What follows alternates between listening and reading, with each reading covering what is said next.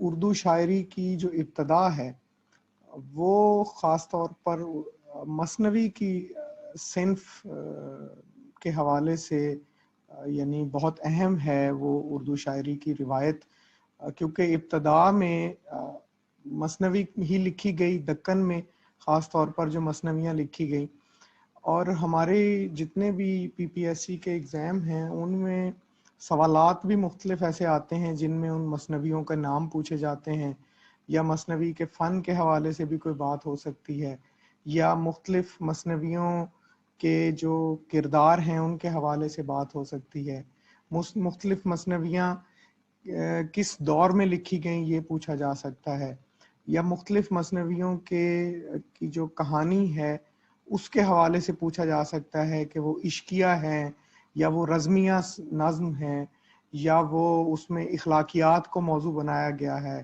یا اس میں مذہب کی کوئی تاریخ کو موضوع بنایا گیا ہے، یا کسی بادشاہ کی تاریخ کو موضوع بنایا گیا ہے۔ تو اس طرح کے سوالات بھی مثنوی کے حوالے سے کیے جا سکتے ہیں۔ تو آپ نے جب یہ مثنوی کو تیار کرنا ہے تو ان تمام سوالات کو ذہن میں رکھنا ہے کہ ان تمام اینگلز سے اور ان تمام زاویوں سے آپ سے سوال پوچھا جا سکتا ہے۔ تو یہ ہے ایک مثنوی کا جو ایک بنایا ہے میں نے، پورا پیٹرن آپ کے سامنے میں نے رکھ دیا ہے۔ اس میں سب سے پہلے ہم مثنوی کی تعریف پر بات کرتے ہیں۔ تو آپ اگر غور کریں اس لفظ پر، مثنوی پر، تو یہ مثنوی یعنی اس میں ثانوی، ثنا، ثنویت یا اسنا یا مسنا، یہ تمام لفظ فارسی اپنا یہ عربی کا لفظ ہے، اور یہ تمام لفظوں کا مادہ ایک ہی ہے۔ اگر آپ عربی کی گنتی جانتے ہیں تو اس میں بھی جو ثانوی کا مطلب ہوتا ہے دوسرا، تو وہیں سے ہی مسنا ہے جس کے معنی دو ہیں، اور اسی سے ہی مثنوی ہے، یعنی کوئی بھی ایسی نظم جس کے ہر دو شعر آپس میں ہم قافیہ ہوں گے اور ہر شعر کے بعد پھر قافیہ بدلتا جاتا ہے، ٹھیک ہے۔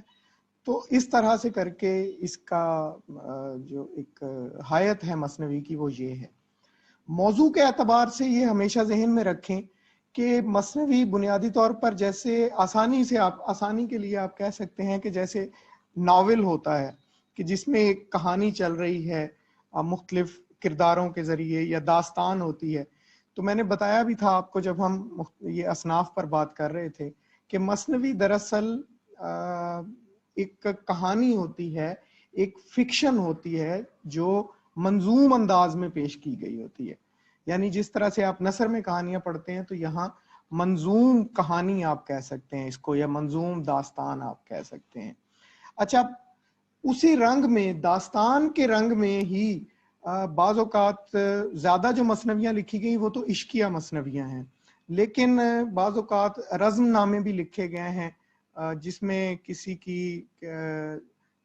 جنگی کارناموں کا ذکر ہو، یا کسی جنگجو کے کارناموں کا اس میں ذکر ہو، اس کی کہانی بیان کی گئی ہو، یا مذہب کی تاریخ کے حوالے سے بھی اس میں ہو سکتا ہے کچھ نہ کچھ کہ بھئی اس پر بات کی گئی ہو۔ تو بہرحال چلتی ایک کہانی ہی ہے۔ تو یہ مثنوی کے فن کے حوالے سے آپ نے یہ بات ذہن میں رکھنی ہے۔ پھر ایک اور بات یہ ہے کہ عام طور پر جو قدیم مثنویاں ہیں اور جو بعد میں بھی لکھی گئی ان میں بھی آغاز کیا جاتا تھا حمدیہ اشعار سے، پھر نعتیہ اشعار ہوتے تھے، پھر کچھ منقبت کے اشعار ہوتے تھے، پھر اس کے بعد جو اس وقت کا اس خطے کا سلطان ہوتا تھا یا بادشاہ ہوتا تھا اس کی تعریف میں چند اشعار ہوتے تھے، اور پھر اصل قصہ شروع ہوتا تھا۔ جہاں تک مثنوی کی زبان کی بات ہے تو مثنوی کی زبان دوسری جو ہماری شعری روایت ہے، قصیدہ ہے یا مرثیہ ہے یا غزل ہے، اس سے آسان ہوتی ہے، کیونکہ مثنوی میں بنیادی مقصد شاعر کا ایک جو کہانی چل رہی ہوتی ہے اس کا ابلاغ ہوتا ہے کہ آپ تک اس کے میننگز اور اس کے معنی آپ تک پوری طرح پہنچتے رہیں۔ تو یہ ایک بات آپ نے مثنوی کے حوالے سے ذہن میں رکھنی ہے. پھر ہمارے یہاں اردو میں جو مثنوی کی روایت ہے، اس سے پہلے کل بھی جب مثنوی پہ بات کر رہے تھے تو میں نے آپ کو بتایا کہ فارسی سے چونکہ بہت سی اصناف ہماری اردو شاعری میں آئیں، تو یہ جو مثنوی کی صنف ہے یہ بھی فارسی سے اردو میں آئی. لیکن فارسی میں یہ صنف کہاں سے آئی؟ ظاہر ہے کہ کہیں نہ کہیں عربی شاعری کے اثرات فارسی پر پڑے. ایک بڑی قدیم مثنوی کی ایک کتاب ہے، یہ مثنوی ہے ایک بڑی قدیم، کلیلہ و دمنہ، ٹھیک ہے. وہ رودکی ایک فارسی کا ایک شاعر تھا جس کے بارے میں یہ کہا جاتا تھا، جیسے ہمارے یہاں ولی کو کہا جاتا ہے کہ اردو غزل کا بابا آدم، یا ہم کہتے ہیں کہ ہماری اردو شاعری کا آغاز امیر خسرو سے ہو رہا ہے. تو فارسی میں جو فارسی شاعری کا بابا آدم ہے وہ رودکی کو کہا جاتا ہے، اور وہ بنیادی طور پر سمرقند کا رہنے والا تھا، وہاں سے اس کا تعلق تھا. تو رودکی سمرقندی، اور اس نے فارسی میں جو وہ بھی ایک دربار سے وابستہ تھا. تو یہ کلیلہ و دمنہ جو ہے یہ دراصل مختلف جانوروں کی زبانی کچھ کہانیاں کہی گئیں. اس کا جو ماخذ ہے، جو اصل میں یہ تو ترجمہ ہے، یہ عربی سے ترجمہ ہوا فارسی میں. اس سے پہلے عربی میں پہلوی سے ترجمہ ہوا تھا، اور پہلوی میں یہ ترجمہ کروائی گئی تھی کتاب سنسکرت سے. بنیادی طور پر سنسکرت کی ایک کتاب ہے پنچ تنتر، بڑی قدیم کتاب ہے. تو اس کتاب میں کچھ کہانیاں تھیں سنسکرت زبان میں جو اس میں ترجمہ ہوئیں، بعد میں عربی میں گئیں، پھر فارسی میں آئیں. تو کہا یہ جاتا ہے کہ اصل میں یہ ان کہانیوں کا جو منظوم ترجمہ فارسی میں کیا رودکی نے، وہیں سے پھر نظم کے انداز میں، پوئٹری کے انداز میں کہانی کہنے کی ایک روایت شروع ہوئی جو فارسی میں ہوئی، اور پھر بعد میں دوسری زبان ہماری خاص طور پر اردو زبان میں آئی. فارسی میں وہ روایت، اگر ہم تھوڑا سا آگے چلیں تو فارسی کی جو سب سے معروف دو مثنویوں کا ذکر آتا ہے، ان میں ایک فردوسی کی شاہنامہ اسلام ہے، اور دوسری مولانا رومی کی مثنوی مانوی ہے، جس کو مثنوی مولانا روم بھی کہا جاتا ہے. تو یہ دو خاص طور پر فارسی کی بڑی معروف مثنوی ہیں. پھر نظامی گنجوی، ان کی ایک مثنوی لیلا مجنو بھی بڑی معروف ہے فارسی کی مثنوی. خسرو شیریں، یہ بھی مثنوی ہے نظامی کی ہی. اچھا، یہ خسرو شیریں اور لیلا مجنو یہ دراصل نظامی کے ایک اس کو کہا جاتا تھا کہ یہ نظامی کا خمسہ ہے. خمسہ سے مراد تھا 5 مثنویاں ہیں مختلف، اور ان کے جواب میں پھر امیر خسرو نے بھی مثنویاں لکھی ہیں. امیر خسرو کی بھی انہی ناموں سے، لیلا مجنو کے نام سے امیر خسرو کی بھی ہے. یعنی وہاں ایران میں، یا یوں سمجھیں کہ فارسی میں نظامی لکھ رہے تھے، یا اور یہاں ہمارے ہندوستان میں امیر خسرو اس وقت ان کے جواب میں لکھ رہے تھے. خسرو شیریں جو نظامی کی مثنوی ہے، اس کے جواب میں انہوں نے شیریں خسرو کے نام سے مثنوی لکھی. تو یہ ایک طرح سے فارسی میں روایت پہلے سے موجود تھی، اور پھر یہ وہیں سے ہندوستان میں آئی مثنوی لکھنے کی روایت. اردو میں جو سب سے قدیم مثنوی ہے وہ آپ کو پتا ہے کہ فخر الدین نظامی کی جو مثنوی ہے قدم راؤ پدم راؤ، اس کو کہا جاتا ہے کہ یہ اردو کی سب سے قدیم مثنوی ہے. یہ 2 کردار ہیں، قدم راؤ پدم راؤ. آپ سے پوچھ لیا جائے ان کے بارے میں تو آپ کو پتا ہونا چاہیے کہ قدم راؤ بادشاہ ہے اور پدم راؤ وزیر کا کردار ہے. یہ نظامی بیدری ہیں. بیدر ایک ریاست تھی دکن کی. جب میں نے دکن کی ریاستوں کے بارے میں غزل پڑھتے ہوئے آپ کو بتایا تھا تو آپ کو یاد ہوگا کہ جہاں ہم نے گولکنڈہ اور بیجاپور کا ذکر کیا تھا، وہیں ہم نے دکن کی ریاست بیدر کا بھی ذکر کیا تھا. تو یہ نظامی بیدری ہیں، انہوں نے یہ لکھی ہے. ایک طرح سے یہ کہانی ہے پوری کی پوری، جس میں ایک بادشاہ جس کو یوگ سیکھنے کا ایک اس کے اندر خواہش ہوتی ہے، اور وہ ایک یوگی کے پاس جاتا ہے تو وہ بادشاہ کو غالباً قید کر لیتا ہے، اور خود بادشاہ کا روپ دھار کے وہ محل میں آ جاتا ہے. اور پھر یہ جو وزیر ہوتا ہے پدم راؤ، اس کو تھوڑا سا شک ہوتا ہے تو پھر وہ اپنی حکمت عملی سے، اپنی دانائی سے اپنے بادشاہ کو اس قید سے آزاد کرواتا ہے. یہ ایک پوری اس طرح سے ایک کہانی اس میں چلتی ہے. تو وہاں سے روایت یہ شروع ہو رہی ہے. اب یہ جو نظامی کی مثنوی ہے، یہ آپ کو پتا ہونا چاہیے کہ یہ 1440 سے 50 کے درمیان کہیں، مطلب اس پہ تحقیق ہو چکی ہے. جمیل الدین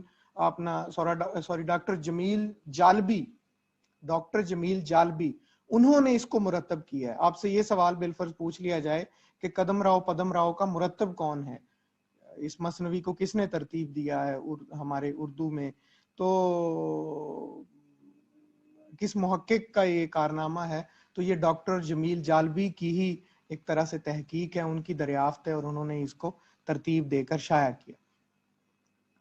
تو اس طرح سے اس میں ایک کہانی چلتی ہے. اب آپ دیکھیں، میں نے آپ کو بتایا کہ اس مثنوی کا جو سن ہے یا اس کا جو سن تصنیف ہے مثنوی کا، وہ 1440-50 کے لگ بھگ، یعنی 15ویں صدی عیسوی ہے یہ. اور 15ویں صدی عیسوی میں اس وقت بہمنی سلطنت کا قیام عمل میں آیا تھا، اور اس کے کچھ عرصہ بعد کا یوں سمجھیں کہ ایک یہ دور ہے جب یہ مثنوی وہاں پر لکھی گئی. اس کے بعد پھر وہاں سے روایت آگے چلتی ہے. پھر ایک دکن میں ایک بڑی یوں سمجھیں کہ مثنویوں کی ایک دو صدیوں میں ایک بڑی طویل اس کی ایک روایت ہے، اور بڑی ضخیم مثنویاں بھی لکھی گئیں، اور بہت اہم مثنویاں جو اردو کی جو مثنوی کی روایت ہے اس میں یقیناً ان کو نمایاں سمجھا جاتا ہے. اور وہ گولکنڈہ اور بیجاپور، ان 2 ریاستوں میں ہی زیادہ لکھی گئی، کیونکہ انہی 2 ریاستوں کے حکمران تھے جو ایک طرح سے آپ سمجھیں کہ ادب کی سرپرستی کرتے تھے، شاعری کی سرپرستی کرتے تھے.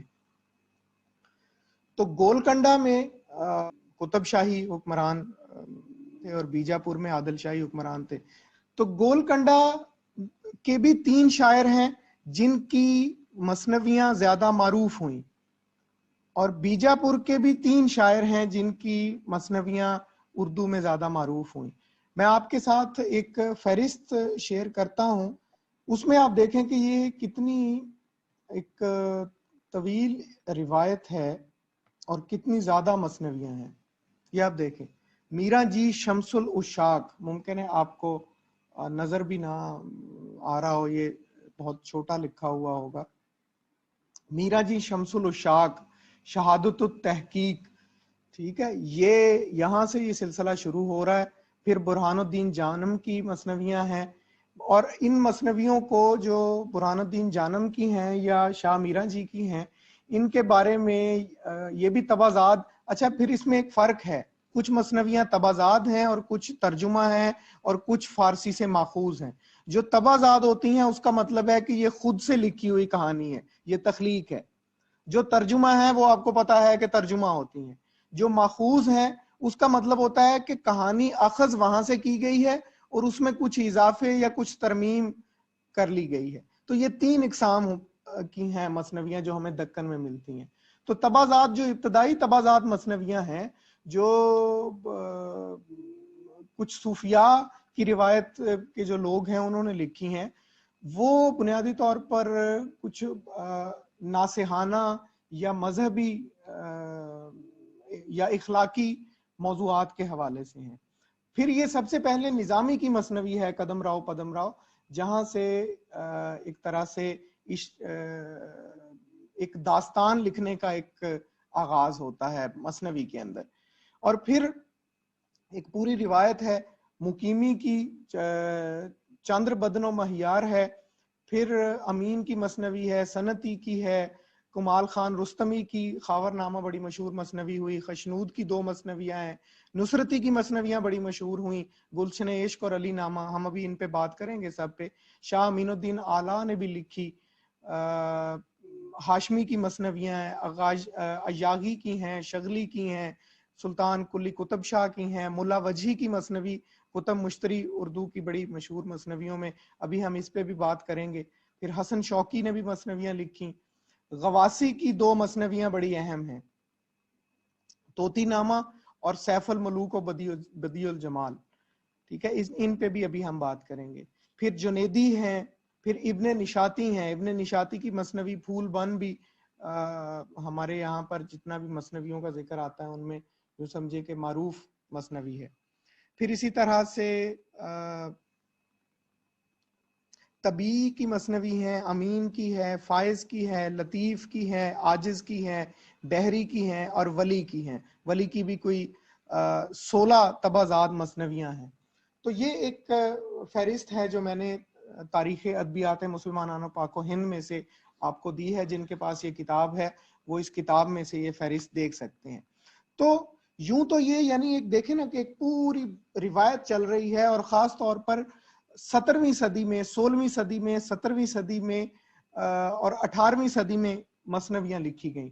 لیکن دکن میں مثنوی کے حوالے سے جو سب سے یوں سمجھیں کہ ریچ دور ہے وہ 17ویں صدی ہے، یعنی 1601 سے لے کر 1700 تک. یہ وہ دور ہے جس میں سب سے زیادہ مثنویاں دکن میں لکھی گئیں.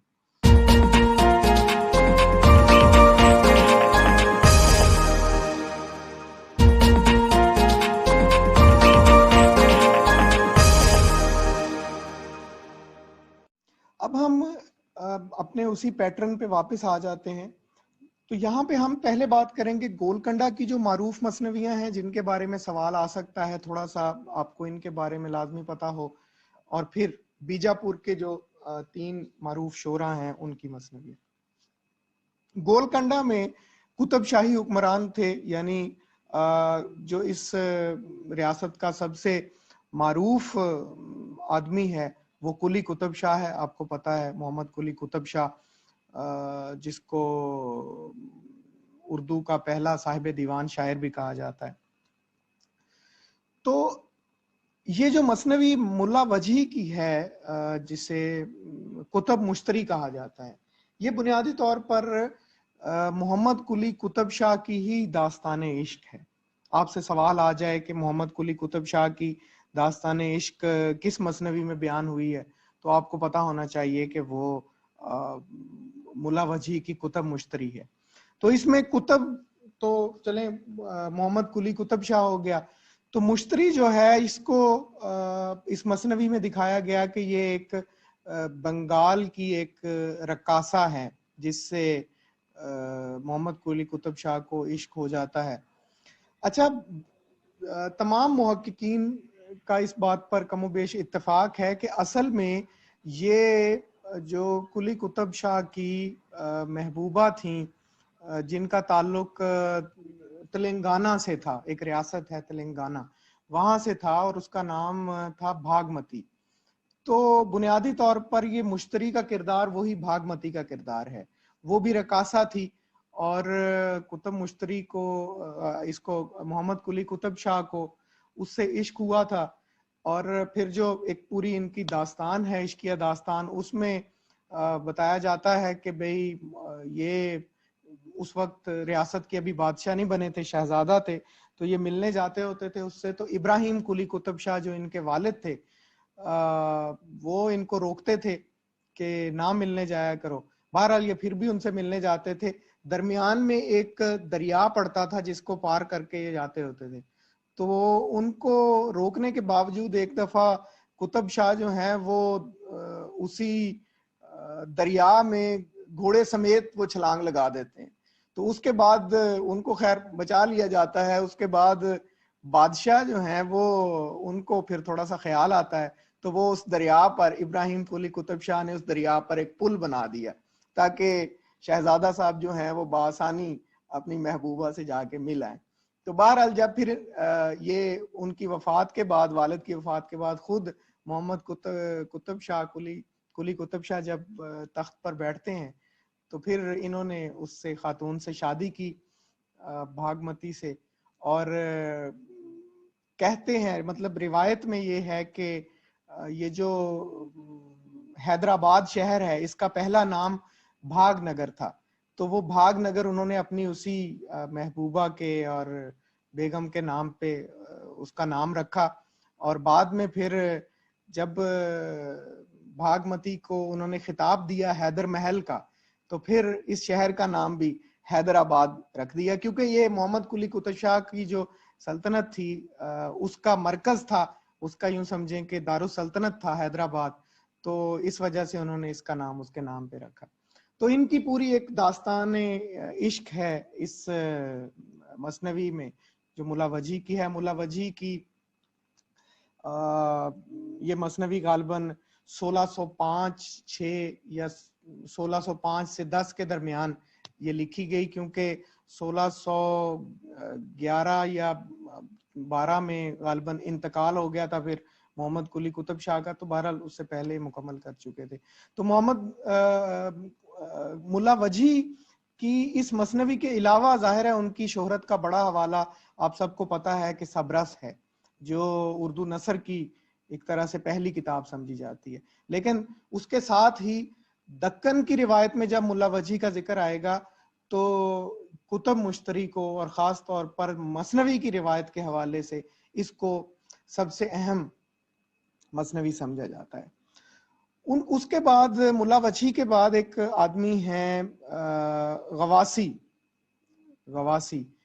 تو یہ ان کا تخلص تھا۔ ان کے اصل نام کے بارے میں بھی مختلف لوگ مختلف بتاتے ہیں۔ کسی نے کہا کہ ان کا اصل نام عبد القادر تھا، کسی نے کہا عبد اللطیف تھا، اور کسی نے لکھا کہ جی بہاؤالدین تھا۔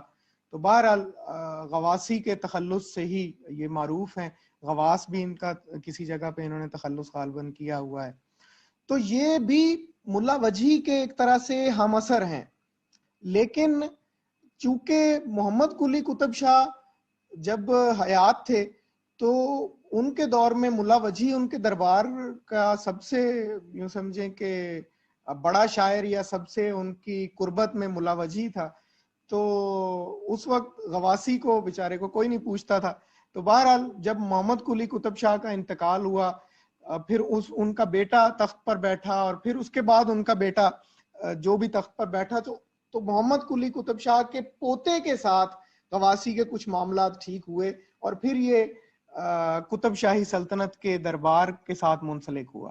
اس دور میں آپ کو پتا ہے کہ شورا کا دربار کے ساتھ منسلک ہونا ہی ان کی ایک طرح سے روٹی روزی کا باعث سمجھا جاتا تھا۔ تو یہ محمد قلی قطب شاہ کے پوتے غالباً عبداللہ قطب شاہ یا محمد قطب شاہ، ان کی دربار میں یہ موجود رہے غواسی۔ ان کی یہ مثنوی سیف الملوک و بدیع الجمال یہ بڑی ایک طرح سے دکن کی مثنوی کی روایت جو ہے اس میں اہم مثنوی شمار ہوتی ہے۔ تو اس میں بھی یہ دو کردار ہیں، شہزادہ ہے سیف الملوک، اور بدیع الجمال جو ہے یہ پری ہے۔ تو شہزادہ صاحب کو خواب میں آتی ہیں یہ پری اور ان پر عاشق ہو جاتے ہیں، اور پھر صبح اٹھتے ہیں اور ان کو ڈھونڈنے نکل پڑتے ہیں، اور پھر پورا ایک سفر کی داستان ہے، اس پری کے حسن کی داستان ہے جو اس پوری مثنوی میں بیان ہوئی ہے۔ طوطی نامہ یہ بھی غواسی کی مثنوی ہے۔ طوطی نامہ دراصل ایک، اگر آپ نے پڑھی ہے حیدر بخش حیدری کی داستان پڑھی ہے طوطا کہانی، تو وہ غالباً حیدر بخش حیدری نے وہ داستان یہیں سے اسی نظم سے ہی نثر میں منتقل کی ہے۔ طوطی نامہ میں یہ ہے کہ ایک سوداگر کی بیوی ہے، اور سوداگر کہیں دوسری ریاست میں چلا گیا ہے اپنی تجارت کے سلسلے میں، تو اس کو خاتون کو کسی مرد سے عشق ہو جاتا ہے، تو یہ اس کو ملنے جانا چاہتی ہے۔ تو جو اس سوداگر کا وفادار طوطا ہے وہ روزانہ رات کو جب وہ تیار ہو کے ملنے کے لیے نکلنے لگتی ہے تو اس کو کہتا ہے کہ رک جاؤ کہیں تمہارا وہ حال نہ ہو جو فلاں کا ہوا تھا۔ تو وہ کہتی ہے جی فلاں کون سا اور اس کا کیا حال ہوا تھا، تو وہ ایک کہانی سنانا شروع کرتا ہے، اور اسی میں صبح ہو جاتی ہے اور وہ جا نہیں پاتی۔ پھر اگلے دن پھر وہ ملنے کے لیے بےتاب ہوتی ہے اور وہ تیار ہوتی ہے، تو پھر وہ طوطا جو ہے وہ کسی نہ کسی کہانی کا اس طرح حوالہ دے کے اس کو روک لیتا ہے، اور پھر وہ کہانی سناتا رہتا ہے اور پھر صبح ہو جاتی ہے۔ تو اس طرح سے کر کے اس پوری مثنوی میں کئی کہانیاں ہیں، اور بالآخر وہ 60-70 کہانیوں کے بعد وہ سوداگر واپس آ جاتا ہے، اور وہ پھر اس کی بیگم جو ہے اس کے وہ جو کسی اور کے لیے جذبات تھے وہ اس طرح سے نہیں رہتے اور وہ اس کا شوہر واپس آ جاتا ہے. تو اس طرح سے کر کے یہ ایک داستان ہے طوطی نامہ غواصی کی. ابن نشاطی اس کا تعلق بھی گولکنڈہ سے ہی ہے, اور ابن نشاطی کی جو مثنوی ہے پھول بن, یہ بڑی معروف مثنوی ہے. خاص طور پر اس کی شہرت کا, یا اردو میں جو یوں سمجھیں کہ اس مثنوی کو سب سے اہم اس لیے سمجھا جاتا ہے کہ اس میں ابن نشاطی نے جو شاعری کا فن ہے اس کی معراج تک وہ پہنچا ہے ایک طرح سے. خاص طور پر ثنائے بدائے, یعنی صنعتیں بہت اس نے اس میں استعمال کی ہیں, اور اس کی بہت مثالیں آپ کو ملتی ہیں. ہمارے طالب علم اکثر سوچ رہے ہوتے ہیں کہ اچھا جی صنعت حسن تعلیل کی تعریف تو یاد ہوگی, مثال کہاں سے ڈھونڈیں, صنعت مرات النظیر کی مثال کہاں سے ڈھونڈیں, صنعت تلمیع کی مثال کہاں سے ڈھونڈیں, ٹھیک ہے, صنعت لف و نشر کی مثال ہمیں کہاں سے ملے گی, صنعت تضاد کی مثال کہاں سے ملے گی, صنعت تجنیس کی مثال کہاں سے ملے. یہ تمام صنعتیں ابن نشاطی نے اس مثنوی میں اپنی میں استعمال کی ہیں, اور فنی اعتبار سے یعنی اس کی اہمیت زیادہ ہے. یہ پھول بن کل کوئی 6 قصوں پر مشتمل ہے, جس میں سے 3 قصے مرکزی ہیں اور پھر 3 قصے ضمنی قصے ہیں, کہ ان میں سے ہی آگے قصہ نکلتا ہے. کہ بھئی مثلا بادشاہ خواب میں دیکھتا ہے, اس کو ایک درویش نظر آتا ہے, وہ اس کو کوئی بات کرتا ہے, بادشاہ صبح اٹھتا ہے تو اس درویش کی تلاش شروع کروا دیتا ہے, پھر وہ درویش کو تلاش کر کے اس کے دربار میں لایا جاتا ہے, تو وہ درویش کو رکھ لیتا ہے اس کو ایک کہانی سنانے کے لیے روزانہ. درویش روزانہ ایک کہانی سناتا ہے, تو بادشاہ جو ہے وہ اس کی کہانی سن کے مست ہونا شروع ہو جاتا ہے. پھر ایک دن وہ اس سے پوچھتا ہے کہ اچھا یہ کیفیت کیوں طاری ہوتی ہے, تو پھر وہ اس کو کہانی ایک اور سنانا شروع کرتا ہے کہ بھی وہ فلاں ملک کا ایک کا بادشاہ تھا, تو اس کی بیٹی سے کسی کو عشق ہو جاتا ہے, وہ پھر بیٹی کو پھول بنا دیتا ہے, یا جس کو اس سے عشق ہوا تھا اس کو بلبل بنا دیتا ہے, اور وہ بلبل جو ہے وہ اس پھول کے گرد ہر وقت گھومتا رہتا ہے. تو اس طرح سے کر کے کئی قسم کہانیاں ہیں پھول بن میں, جو قصہ در قصہ کی تکنیک میں ایک طرح سے کہی گئی ہیں. تو یہ گولکنڈہ کے جو تینوں شعراء ہیں, ملا وجہی, غواصی اور ابن نشاطی, ان تینوں نے ایسی کہانیاں لکھی کہ جن میں داستان بھی موجود ہے, اور خاص طور پر کہیں نہ کہیں عشق کا حوالہ یا عشقیہ قصے اس میں زیادہ آتے ہیں ان کی مثنویوں میں. اس کے بعد ہے بیجاپور.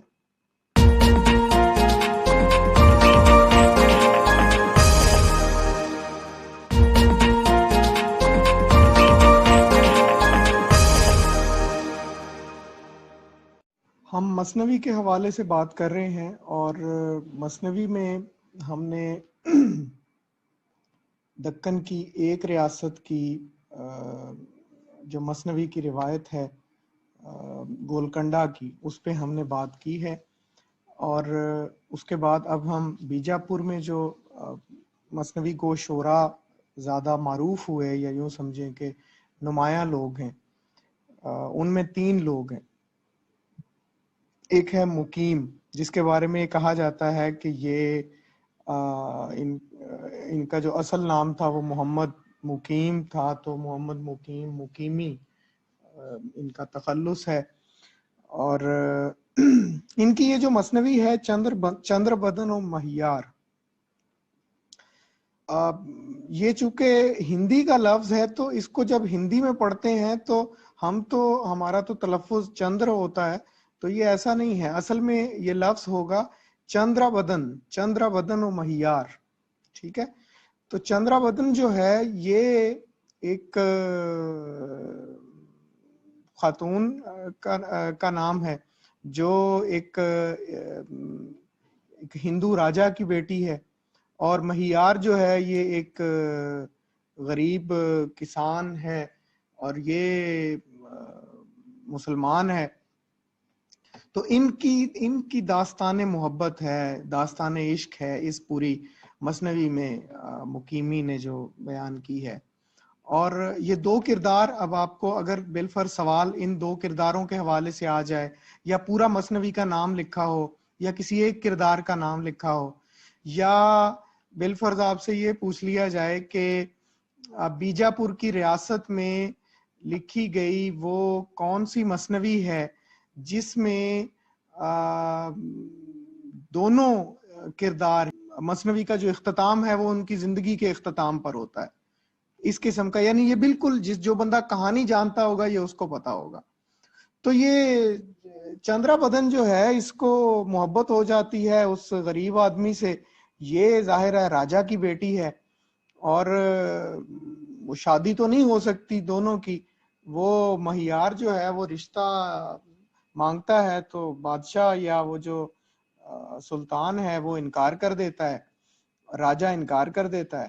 اب معاملہ یہ ہے کہ اس کے بعد وہ اس کے فراق میں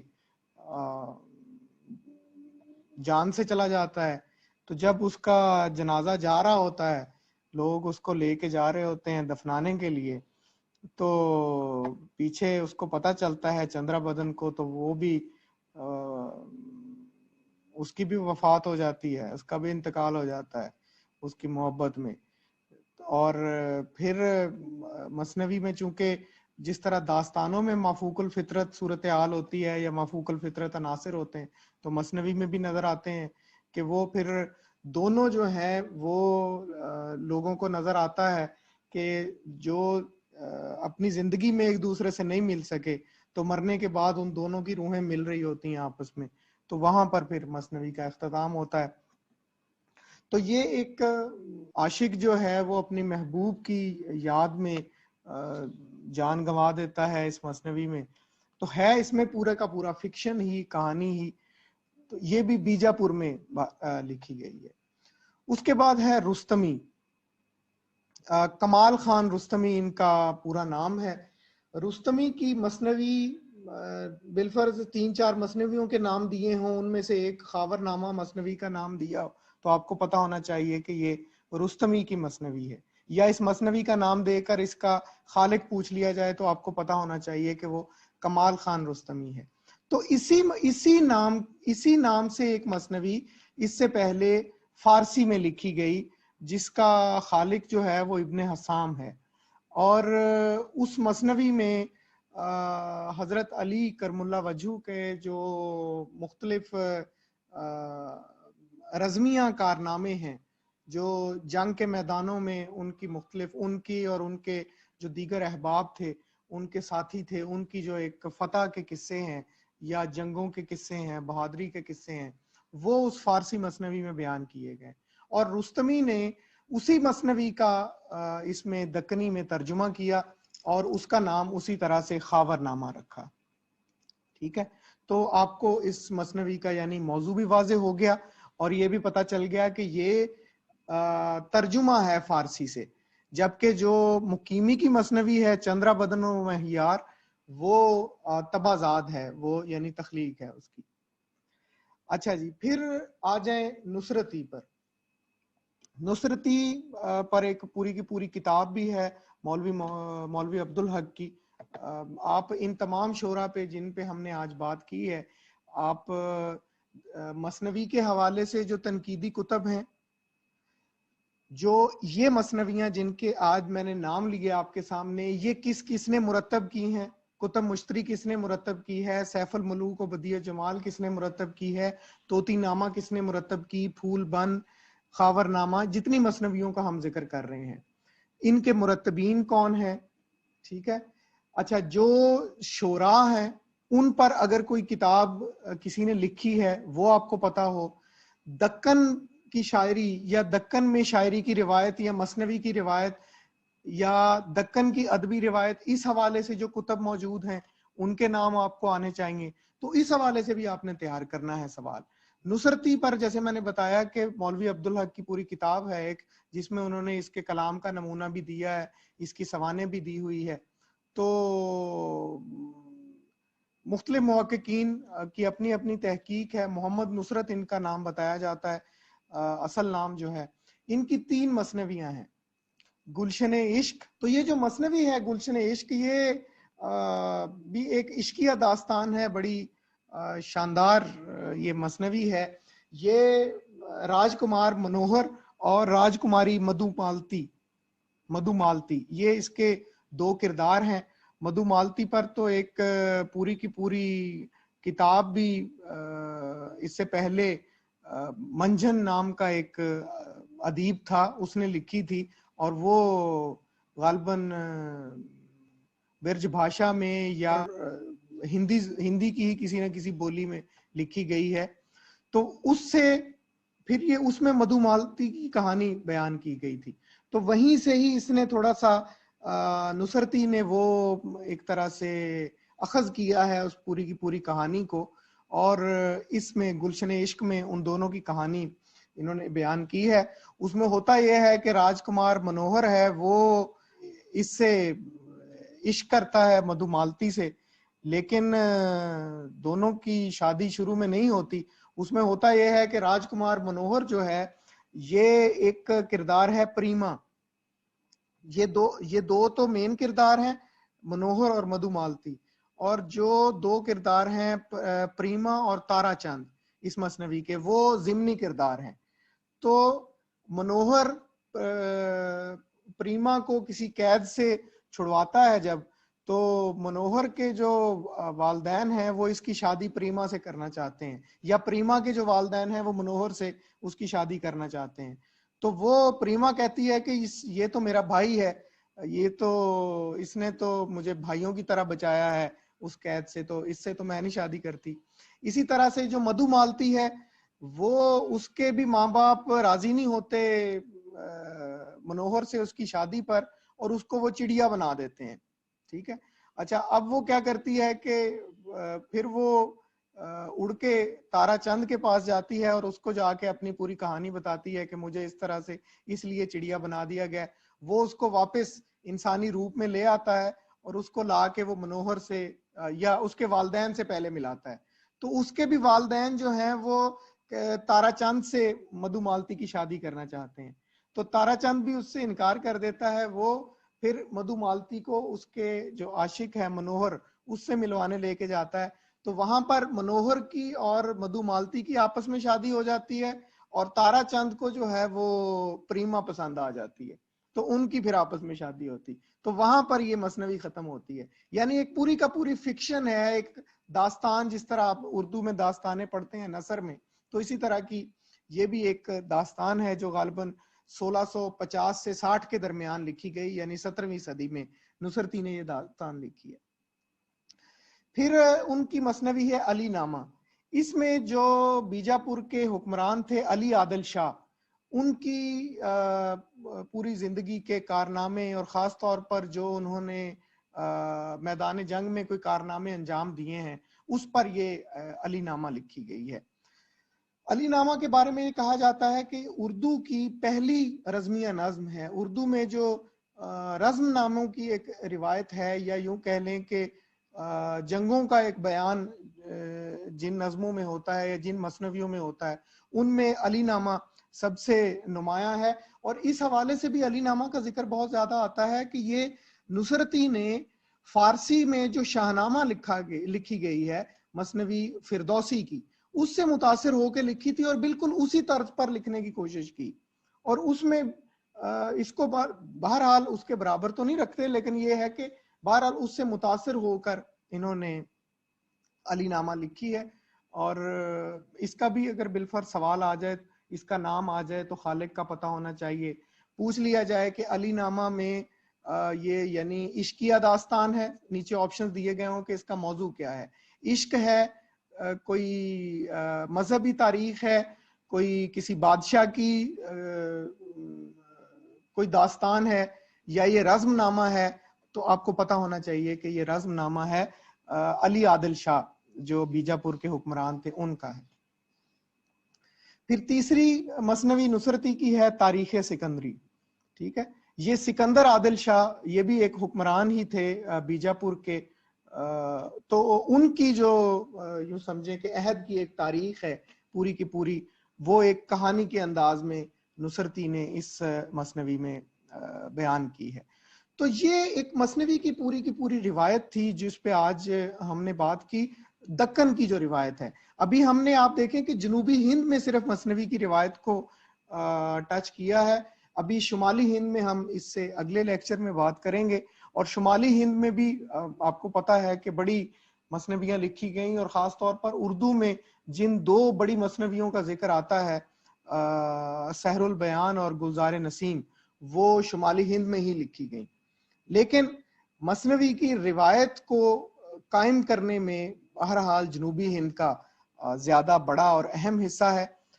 تو میرے خیال میں آج کے لیے اتنا کافی ہے. نیکسٹ ہم پھر شمالی ہند میں مثنوی کی روایت پر بات کریں گے.